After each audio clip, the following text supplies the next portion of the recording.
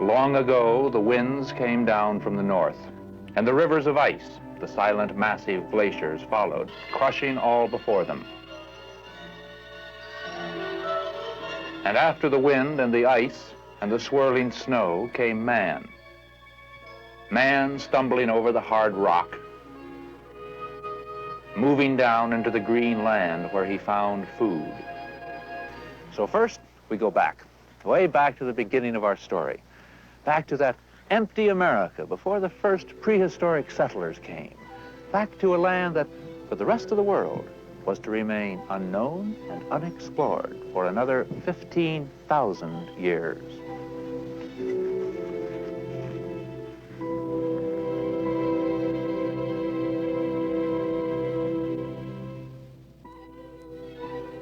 What was it like? What waited for the first hungry explorer in the New World? It was a strip of land 4,000 miles wide, bordered by two of the world's great oceans. Deserts and jungles, mountains and plains. The untouched lands of the Western Hemisphere. The northernmost of these two great continents carried a ridge of mountains stretching 4,000 miles along its western edge.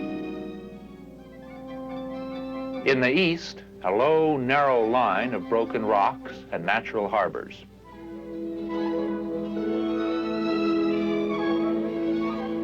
The central lowlands, a rich, fertile plain, 3,000 miles long and more than 1,000 miles wide. A plain destined to become a nation's breadbasket.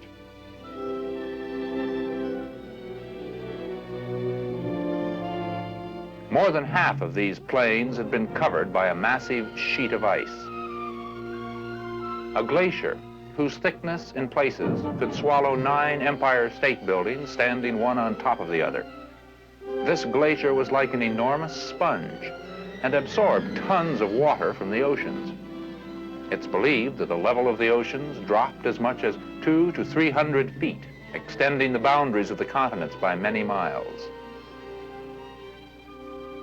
As the ocean of ice moved across the land, it pushed aside everything in its path, and its slow, grinding journey worked wonders on the land.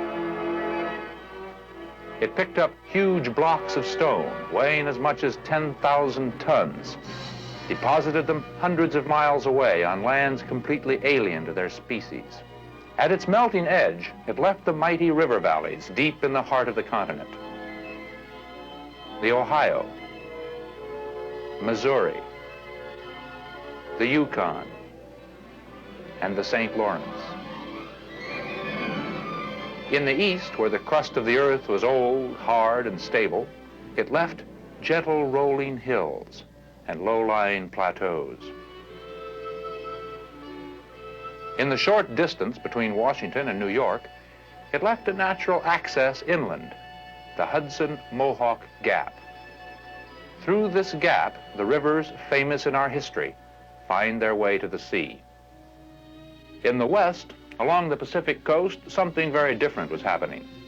Violent earthquakes shook the land from Alaska to the Straits of Magellan. And the chain of young mountains continued its steady rise above the continental plain.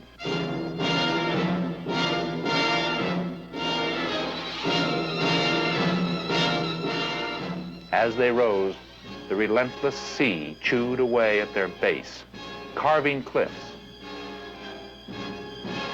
washing the sand out of shallow inlets. The land trembled and waited and then trembled again. 1,000 years passed, then another and another. 1,000 years is a very short time in the history of the world.